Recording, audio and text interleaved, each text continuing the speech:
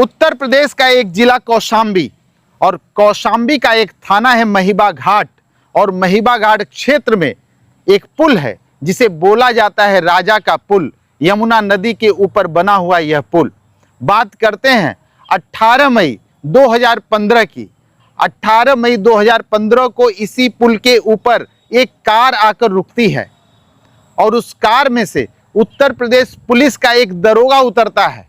दरोगा उतरकर चारों तरफ देखता है, सन्नाटा था, कोई राहगीर आ जा नहीं रहा था, खामोशी थी। जी हां, इसी का फायदा उठाकर वो दरोगा अपने कार की खिड़कियों को खोलता है, उसमें से एक सिर निकालता है। ये सिर एक महिला की थी। उसके बालों को कस के पकड़ता है और घुमाकर यमुना नदी में फेंक देता है। और जब फैसला आता है 24 सितंबर 2025 को, वो दरोगा फूट फूट कर रोने लगता है। जज साहब कहते हैं कि इस दरोगा को तब तक सलाखों के पीछे रखा जाए जब तक इसकी जान न निकल जाए। जी हां, आइए आपको बताते हैं, समझाते हैं क्या है ये पूरा मामला। बने रहिए मेरे साथ।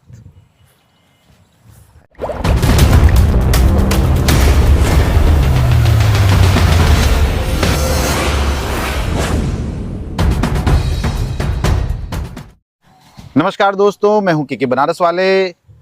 आज आपके लिए एक नई क्राइम स्टोरी लेकर आए हैं। आशा करते हैं कि आप लोग स्वस्थ और मस्त होंगे और आप परिवार के साथ खुशहाल होंगे। आज की जो कहानी है हमारी कानपुर की है। कानपुर में एक होटल है, बहुत मशहूर होटल है, और उस होटल में एक काम करने वाली लड़की है जिसका नाम ईशा सचान है।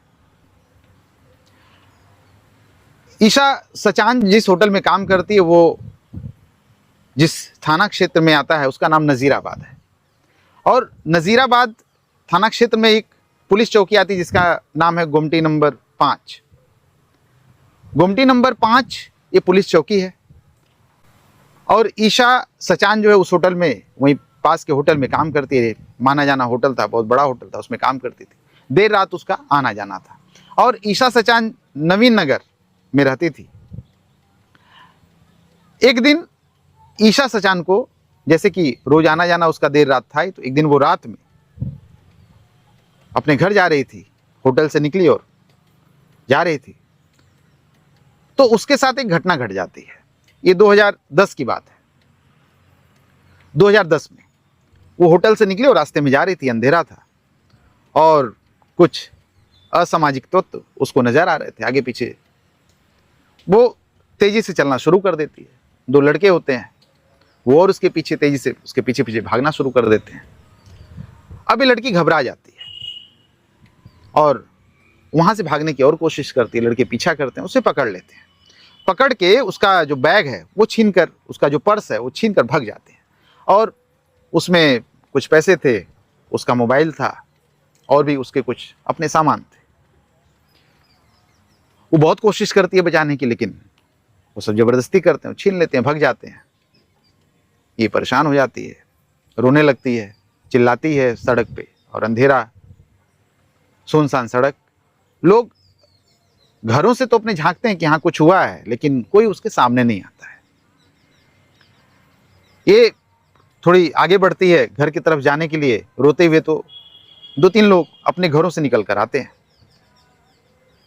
तो ये बताती है कि इसके बैग को छीनकर कुछ लोग भाग गए हैं। तो वो लोग जो इससे पूछते हैं वो बताते हैं कि पास में ही एक पुलिस चौकी है, गुमटी नंबर 5, वहां पर चले जाओ। वहां पर दरोगा जी से अपना हाल सुना दो, अपनी बातें बताओ, FIR दर्ज करवाओ, तो हो सकता है तुम्हारा कुछ काम बन जाए। ये लड़की जो ईशा सचान होती है, रोते बिलखते उस पुलिस चौकी की तरफ चलती है। अब वहां पहुंच जाती है। पहुंचती है तो वहां पर पुलिस वाले मिलते हैं। जो ईशा सचान होती है वो पुलिस चौकी जाती है, रोती बिलखती है। पुलिस वाले पूछते हैं कि मैडम क्या हुआ, तो वो ईशा सचान पूरी अपनी बात बताती है कि मैं रास्ते में जा रही थी, 2 लोग आए थे और मेरा पर्स छीनकर भाग गए और उसमें मोबाइल था, कुछ पैसे थे, कुछ कागजात थे। पुलिस वाले सुनते हैं तो कहते हैं ठीक है, दरोगा जी से आप मिल लीजिए। दरोगा के पास हो जाती है। दरोगा का नाम होता है ज्ञानेंद्र सिंह। ज्ञानेंद्र सिंह उसकी बातों को बहुत ध्यान से सुनते हैं, बड़ा इम्प्रेस भी होते हैं, क्योंकि जो ईशा सचान है खूबसूरत भी थी और लड़की। बड़ा ध्यान से दरोगा जी उसकी सारी बातें सुनते हैं। फिर कहते हैं मैडम देखिए FIR मत दर्ज करवाइए, लेकिन मेरे ऊपर आप भरोसा रखिए, मैं आपका पर्स, मोबाइल, सारी चीज़ें मैं आपको ढूंढ के कहीं से भी कैसे भी मैं आपको ला दूंगा, ये मेरा वादा है, मैं आपसे प्रॉमिस करता हूँ। वो तसल्ली देता है ईशा सचान को। ईशा सचान को भी जब तसल्ली मिलती तो नॉर्मल होती, कहती ठीक है सर मैं जा रही हूँ। तो कहता नहीं तुम रात हो काफ़ी हो चुकी है, ऐसा करो तुम मेरी गाड़ी से चली जाओ, मैं छुड़वा देता हूँ तुमको। तो ईशा सचान को वो जो दरोगा ज्ञानेंद्र सिंह थे वो उसको उसके घर पे वो छुड़वाते हैं। ईशा सचान चली जाती है, खुश भी होती, इम्प्रेस भी होती है दरोगा से, इतना अच्छा दरोगा और कहाँ मिलेगा, इसने खुद इतना मतलब मुझे सपोर्ट किया, मुझे तसल्ली दी, वादा किया, ऐसा दरोगा कहाँ मिल सकता है। अब जब दूसरा दिन बीता,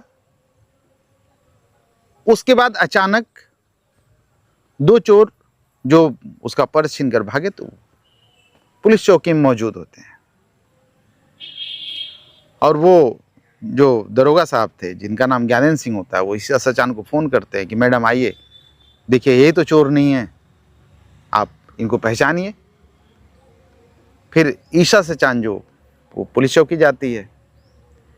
पुलिस चौकी जाती तो दो चोर वहाँ पहले से खड़े हैं, वो पहचान लेते कि हाँ साहब यही सब थे। उसके बाद जब उनसे कड़ाई से पूछताछ होती है तो दोनों चोर जो होते हैं, जो वो सामान जो छिनैती हुई थी ईशा सचान से, वो लाकर दूसरे दिन वो सारी चीज़ें जो कुछ उसमें था, उसके पर्स में जो कुछ था, वो सब ईशा सचान को हैंड ओवर किया जाता है। अब ईशा सचान का जो भरोसा होता है उस दरोगा के लिए वो बढ़ जाता है और दरोगा ने अपना वादा निभाया। ईशा सचान को अच्छा लगता है, ईशा खुश होती है, दरोगा भी खुश होता है। इस तरह से अब चूंकि मोबाइल नंबर वो पहले ही दे चुकी थी तो बातचीत का दौर शुरू होता है। एक दूसरे को सब पसंद करना शुरू करते हैं, मिलना जुलना शुरू करते हैं, वक्त गुजरता है। अब दोनों के बारे में दोनों के परिवार वालों को पता चलता है कि हाँ दोनों मिलते जुलते हैं, शादी करना चाहते हैं। बात यहाँ तक पहुँच जाती है, दोनों को परिवार वालों की बात पता लग जाती है, दोनों शादी करना चाहते हैं। तो दोनों की शादी तय हो जाती है और वो मार्च का महीना था, 2013 की बात है। मार्च में दोनों के जो परिवार वाले थे वो दोनों की शादी करा देते हैं। और फिर जो दरोगा है वो ईशा के साथ में रहने लग जाता है, खुशी खुशी, सब कुछ सामान्य चल रहा था। एक बेटी पैदा होती है और बेटी पैदा होती है, दोनों बहुत खुश होते हैं कि हाँ भाई चलिए एक बेटी है। अब जैसे वक्त गुजर रहा था, अचानक एक बात हो जाती है। बात यह हो जाती है कि ईशा के मोबाइल पर एक फोन आता है। वो किसी आदमी ने किया था। वो पूछा उससे कि क्या तुम ईशा बोल रही हो? तो ईशा ने कहा हाँ हम ईशा बोल रहे हैं। बोला तुम्हारा वो पति दरोगा से तुमने शादी किया है? बोली हाँ मैंने शादी की है। तो वो जो फोन करने वाला जो आदमी था वो इसको बताता है कि तुमने बहुत बड़ी गलती कर दी और वो जो दरोगा है वो पहले से शादीशुदा है। अब ईशा को भरोसा नहीं हो रहा था, वो सोच रही थी कि कोई उसके साथ मजाक कर रहा है।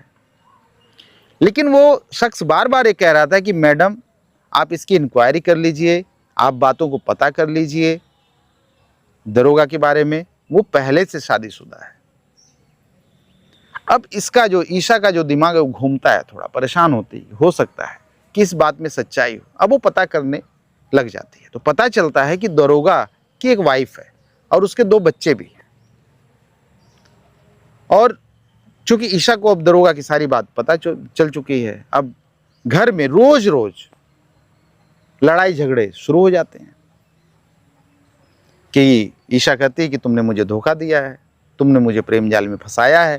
जब तुम्हारी पत्नी थी, 2 बच्चे थे, तो तुम्हें आखिर मुझसे शादी करने की क्या जरूरत थी? तुमने मेरी जिंदगी बर्बाद कर दी है। वो समझाता नहीं ऐसा कुछ नहीं है, मैं तुम्हें खुशी से रखूँगा, कोई तकलीफ़ नहीं दूँगा। लेकिन ईशा नहीं मानती है। अब इनकी लड़की का वो एक जन्म प्रमाण पत्र बनवाना था। तो जन्म प्रमाण पत्र जब बनवाना था तो उसमें पिता का नाम तो ज्ञानेंद्र सिंह लिखा गया, लेकिन जब माँ का नाम लिखने की बात आई तो दरोगा ने कहा कि इसमें ईशा नहीं लिखा जाएगा, इसमें नीलम लिखा जाएगा, क्योंकि उसकी पत्नी का नाम नीलम था। अब यहां ईशा को और गुस्सा आ जाता है कि मां तो मैं हूं लड़के की, तो उसका नाम क्यों लिखा जाएगा नीलम का। ईशा लड़ती झगड़ती है और वापस अपने मायके चली जाती है। माँ के पास जाती है, माँ को सारी बातें बताती हैं कि मेरे साथ धोखा हुआ है, छल हुआ है, उस दरोगा ने मुझे धोखा दिया, प्रेम जाल में फंसाया, उसकी एक पहले से पत्नी है, उसके 2 बच्चे भी हैं। माँ भी परेशान हो जाती, पिता भी परेशान हो जाता है, भाई था वो भी परेशान हो जाता है।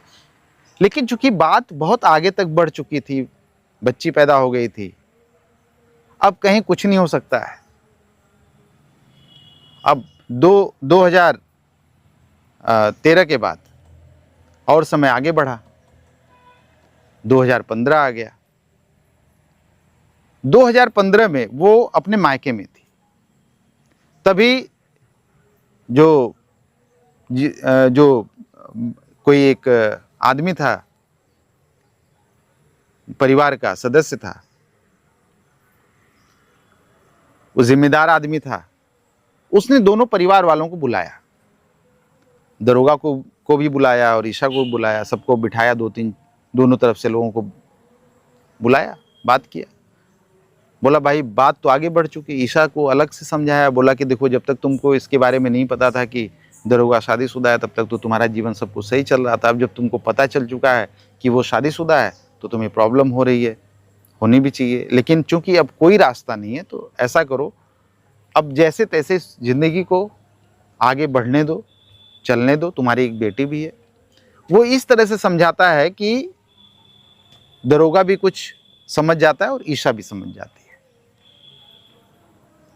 अब दोनों एक तरह से मान जाते हैं, चलो साथ में रहते हैं, कोई बात नहीं, तुमने गलती तो कर ही दी है। लेकिन आगे कोई ऑप्शन नहीं था। 18 मई 2015 को दरोगा ईशा के घर जाता है, ईशा की माँ से बात करता है और कहता है कि ऐसा कि मैं ईशा को अपने साथ ले जाना चाहता हूँ और मुक्ता देवी दर्शन भी करना है। मुक्ता देवी माँ का मंदिर है, वहाँ पर दर्शन करना है। अब चूंकि दोनों पति पत्नी थे तो किसी को ऐतराज भी नहीं था कि भाई दोनों पति पत्नी है, ठीक है, आराम से जाएंगे, दर्शन करेंगे, सब कुछ ठीक हो गया है। इसकी स्विफ्ट कार थी तो कहता है हम लोग कार से जाएंगे दर्शन करने। ईशा भी तैयार हो जाती है, परिवार वालों को भी कोई ऐसी आपत्ति नहीं थी, तो ईशा कार में बैठकर दरोगा के साथ में चल देती। अब ईशा की माँ परेशान होती है, उसे फ़ोन करती है, ईशा की खबर लेना चाहती है, लेकिन ईशा का पता नहीं चल रहा है। ईशा का मोबाइल स्विच ऑफ बता रहा था और फिर दरोगा के मोबाइल पर फ़ोन करती है, ज्ञानेंद्र सिंह के, उनका भी मोबाइल स्विच ऑफ आ रहा था। अब ईशा के माँ बाप परेशान हो जाते हैं कि आखिर मेरी बेटी गई कहाँ। अब परेशान होकर जो ईशा की माँ थी वो काकादेव पुलिस थाना है, वहाँ पहुँच जाती है। पुलिस वालों से कहती है कि उनकी जो बेटी है अपने पति के साथ गई है, माँ का दर्शन करना था, मंदिर जाना था, तो अभी तक आई नहीं। तो पुलिस वाले कहते हैं कि हो सकता है कि मोबाइल की बैटरी ख़त्म हो गई हो, इसलिए मोबाइल स्विच ऑफ बता रहा हो। उसके हस्बैंड का भी मोबाइल की बैटरी ख़त्म हो सकती है। तो इस तरह से तुम चिंता मत करो। लेकिन वो कहते हैं नहीं साहब, अभी मामला कुछ इस तरह का था, लड़ाई झगड़े का और बहुत सारी चीज़ें, तो मुझे तो डर लग रहा है थोड़ा सा, कुछ और भी कुछ बातें हमको समझ में आ रही, कहीं कुछ गलत तो नहीं हुआ है मेरी बेटी के साथ। वो सब उसे डांट डपट के भगा देते हैं थाने, जैसा कि अमूमन होता है। अब ये घर जाती है। दूसरा दिन जब आता है तो फिर 19 तारीख को, तो अब ईशा की माँ समझ जाती कि पुलिस वाले उसकी बात सुनने वाले नहीं हैं, तो वो सीधे एसपी के पास पहुंचती है। एसपी साहब से पूरी बात बताती है, मेरी बेटी और पिछला जो उसके साथ हुआ। तो एसपी साहब थाने पर आदेश देते हैं कि भाई एफआईआर लिखी जाए। अब ईशा की एफआईआर लिखी जाती है। लेकिन अभी भी पुलिस वाले एक्टिव नहीं होते हैं, कहते हैं ठीक है पति के साथ गई, वो आ जाएगी, कहीं भी होगी तो आ जाएगी। ऐसा कुछ नहीं लग रहा है कि कोई कत्ल हुआ हो, मर्डर हुआ हो, ऐसी कोई घटना नहीं समझ में आ रही थी। इसी बीच वक्त गुजर रहा था, धीरे धीरे 3-4 दिन 5 दिन बीत गया था। एक व्यक्ति था जिसका नाम मनोज सिंह था। मनोज सिंह की एक आदत थी, सोशल मीडिया पर वो अपना एक कुछ न्यूज़ का अपना कुछ बनाते थे, क्रिएटिव आदमी थे। तो अपने इलाके का, वो बैठे हुए तो लंदन में हैं, लेकिन अपने इलाके की जो घटनाएं होती थी उनको वो कलेक्ट करते थे सोशल मीडिया पे, फिर वो कलेक्ट करके वो लगाते थे। लंदन में बैठा वो मनोज सिंह को जब ये पता चलता है कि राजा का पुल है यमुना नदी के ऊपर, उसके ऊपर रात के अंधेरे में 18 तारीख को एक लड़की की सिर कटी लाश मिली है, तो वो देखता है, उसे उस खबर के बारे में पूरी जानकारी प्राप्त करने की कोशिश करता है। और वो जो बॉडी पड़ी हुई थी, जो नग्न अवस्था में थी, उसको देखने की वो जूम करने की कोशिश करता है कि आखिर देखें कौन है। तो देखता है कि वो उसके जो यहाँ गले पर वो टैटू बना हुआ था और हाथ में घड़ी थी। हाथ में जो घड़ी पहनी थी उसको और जूम करता है तो देखता है कि वो वही घड़ी है जो उसने अपनी साली को गिफ्ट में दिया था। और टैटू चूंकि गर्दन में बना है तो उसकी साली ने टैटू बनवाया था। अब ये कन्फर्म हो जाता है कि हो ना हो उसकी वो साली है। अब वहाँ से लंदन से वो फ़ोन करता है ईशा की माँ को कि मैंने एक ऐसी लाश देखी है कौशाम्बी में, और मैं कन्फर्म हूँ कि वो ईशा की लाश है, क्योंकि मैंने वो जो घड़ी मैंने उसे कभी गिफ्ट में दिया था वही घड़ी उसने पहन रखा है और उसके गले पर टैटू का निशान है। उसकी माँ को पता चल जाता है और वो वहाँ से 167 किलोमीटर दूर कानपुर से कौशाम्बी जाती है। उस मॉर्चरी में जाती है जहाँ पे ईशा की डेड बॉडी रखी हुई है, वहाँ पर जाती है। वो देखती है वो घड़ी और वो जो यहाँ पे जो टैटू है उसको देखती है और पहचान लेती कि हो न उसकी बेटी ही है, ईशा की डेड बॉडी है। वो दहाड़े मार मार कर रोने लग जाती है। और वो जिसके साथ निकली थी उस दरोगा के साथ, तो उसकी माँ बताती पुलिस को कि मेरी बेटी इसके साथ निकली थी। और उस समय जो ज्ञानेंद्र सिंह था उसकी जो पोस्टिंग थी वो प्रतापगढ़ में थी, और प्रतापगढ़ पुलिस पहुंच जाती है, उसे अरेस्ट करती है, थाने लेकर आती है। पहले तो अपने तरीके से पुलिस वाले समझाते हैं, जब कोई नहीं समझता तो फिर दूसरे तरीके से समझाते हैं, क्योंकि वैसा ही था। वो भी नियम कानून को जानता था, पुलिस क्या पूछती है क्या जवाब देना चाहिए। लेकिन जब पुलिस ने कड़ाई की तो उसने राज खोल दिया। उसने जो राज खोला उसने ये बताया कि जब ईशा को पता चल चुका था कि उसकी एक शादी पहले हो चुकी है, उसके 2 बच्चे हैं, तो अक्सर हम दोनों में लड़ाई होती थी। वो कहती थी नहीं अब हम अलग रहेंगे, हमको अलग करिए, मैं अपनी बेटी के साथ अलग रहूँगी। इसने एक दिन सोचा कि क्यों न कोई ऐसा षड्यंत्र रचे कि इसकी जो पत्नी ईशा है उसको ठिकाने लगा दिया जाए और ये मामला ही पूरा शांत हो जाए। तो उसने ये साजिश रची। 18 मई 2015 का उसने दिन चुना। उसने प्लान बनाया कि ईशा की माँ से कहेंगे कि हम लोग मंदिर जा रहे हैं दर्शन करने। अपनी कार में बिठाया, कार में बिठाकर उसके हाथ बांधे और उसका जो गला है रस्सी से दबा दिया कस के। उसकी जान निकल गई। फिर एक सर्जिकल उसने ब्लेड खरीदा था, उस ब्लेड से उसके गर्दन को धड़ से अलग कर दिया, सिर को धड़ से अलग कर दिया, और फिर उस पुल पर लेके जाता है जो कि कानपुर से 167 किलोमीटर दूर होता है, ताकि वो जो खबर है और जितनी दूरी रहेगी, और उसने उसके जो सिर को अलग करने के पीछे कारण ये था कि सिर को अगर वो फेंक देगा तो फिर इसकी जो बचा हुआ जो इसका धड़ है वो नहीं पहचान में आएगा कभी, क्योंकि सिर तो चला गया कहीं और, इसका शरीर नहीं पहचान में आएगा। उसने ये सोचकर उसके धड़ से उसके सिर को उस सर्जिकल ब्लेड से अलग कर दिया और 18 तारीख की देर रात में वो यमुना पर बने उस पुल पर ले गया और उस सुनसान जगह पे, सन्नाटे वाली जगह पर रात में उसके अपने कार में से वो सिर निकालता है अपने हाथ से, उसके बाल को पकड़कर और तेज़ी से घुमाकर फेंक देता है कि पानी के तेज बहाव में इसका जो सिर है वो कहीं दूर चला जाए। लेकिन पुलिस में रहते हुए इसने सुना तो होगा, लेकिन भरोसा नहीं था कि कानून के हाथ बहुत लंबे होते हैं और अपराधी कोई भी हो, छोटा हो बड़ा हो, वो कानून के गिरफ्त में एक न एक दिन आ ही जाता है और फिर पहुंच जाता है सलाखों के पीछे। यदि आपको कुछ कमेंट करना हो हमारे प्रोग्राम के बारे में तो बिल्कुल आप हमारे चैनल पे कमेंट करिए, बताइए और हमारे साथ बने रहिए। हम आपके कमेंट को पढ़कर ज़रूर आपको सुनाएंगे, बताएंगे और हमारा सपोर्ट करिए, हमारे चैनल को सब्सक्राइब करिए। धन्यवाद।